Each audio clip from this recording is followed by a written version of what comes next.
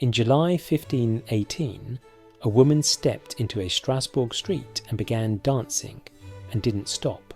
Within weeks, up to 400 people had joined her in an involuntary, agonizing dance marathon that killed dozens, possibly hundreds, baffled physicians, and provoked authorities into one of history's most spectacular medical backfires, building stages and hiring musicians to encourage the dancing. The episode remains the best documented case of mass psychogenic illness in recorded history, and nearly every detail is stranger than fiction.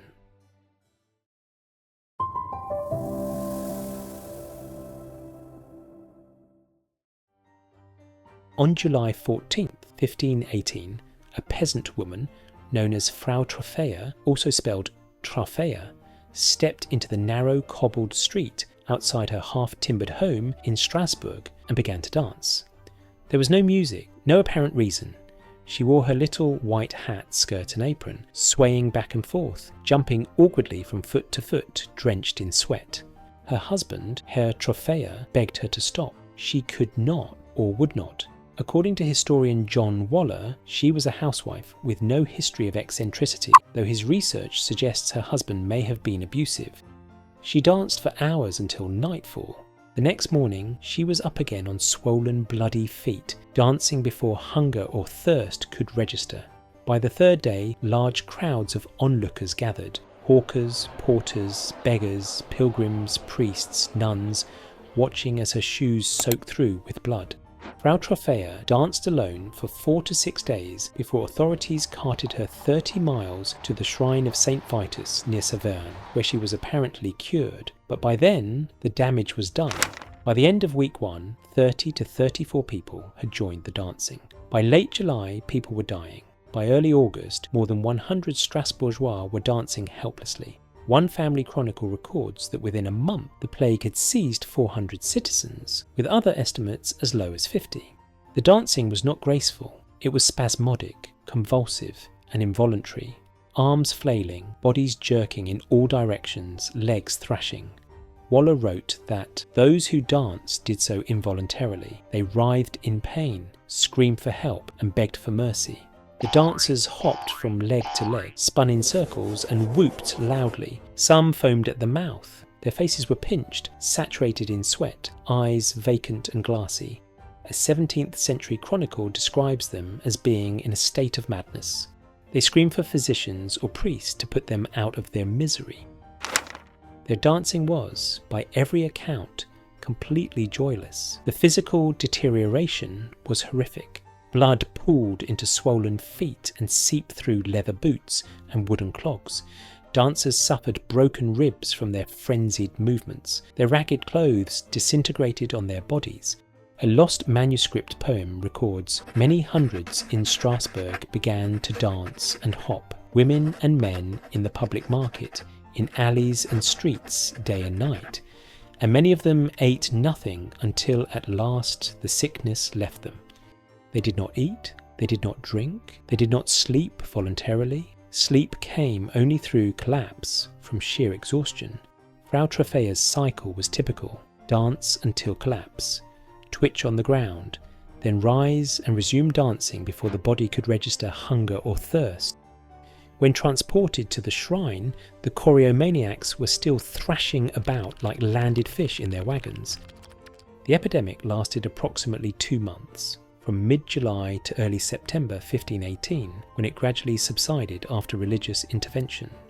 At the plague's claimed peak, up to 15 people died per day from heart attacks, strokes, exhaustion and dehydration, all while dancing under the blisteringly hot July sun. The total death toll is genuinely unknown, but Waller has estimated approximately 100 people danced themselves to death over the 2-month period. The population was already catastrophically weakened before the dancing began. 3 consecutive years of famine, multiple disease epidemics, and crushing poverty meant the citizens were malnourished and physically fragile. As Waller put it, even by medieval standards, these were bitterly harsh years for the people of Alsace. The Strasbourg Privy Council's response unfolded in 3 phases. First came Dance It Out. Physicians diagnosed the condition as a natural disease caused by overheated blood. Their prescription was that the dancers must sweat out the illness by dancing more. The council converted guild halls into dance floors, erected platforms in major public markets, hired dozens of musicians, and brought in professional dancers to dance alongside the afflicted and prop them up when they collapsed. Food, wine, and caregivers were provided, but it backfired. The spectacle and the music drew more victims into the mania. Drums and percussion pulled bystanders into trance. Within a month, the number of dancers exploded into the hundreds. So the council finally went, okay, this is making it worse. Around August 3rd, they ripped the stages down, banned public dancing, banned music, drums, absolutely not. They even shut down casinos and brothels because they figured all that sinning was ticking St. Vitus off even more.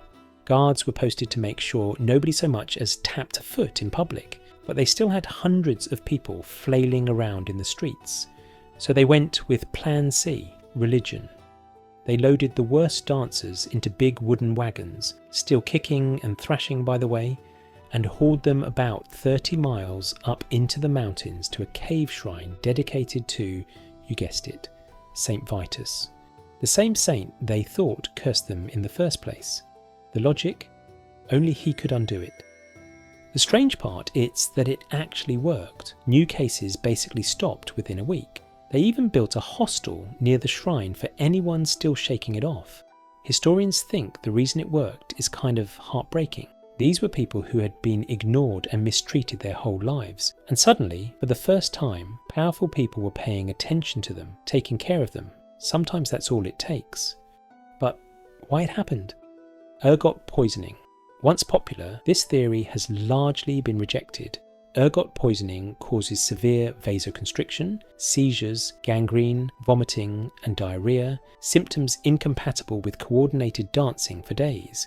No contemporary accounts mention blackened limbs or gastrointestinal distress, and the contagious spread does not fit a shared food source. Mass psychogenic illness, the leading theory. This explanation is endorsed by most modern historians and psychologists. Years of famine, disease, poverty and fear left Strasbourg's population psychologically shattered. They also firmly believed St. Vitus could curse people with compulsive dancing. Under extreme stress, vulnerable individuals entered dissociative trance states, and the behaviour spread through emotional contagion and imitation, amplified by public music and spectacle. There were other dancing plagues before 1518, dozens of them, stretching back hundreds of years across Europe, but this was the last big one. After the 1600s, they just stopped. People stopped believing saints could curse you into dancing. The world got a little more rational, and whatever switch was flipping inside people's brains didn't have the same superstition to latch onto anymore. So the dancing plague died because we stopped believing in it. And honestly, that might be the creepiest part of all.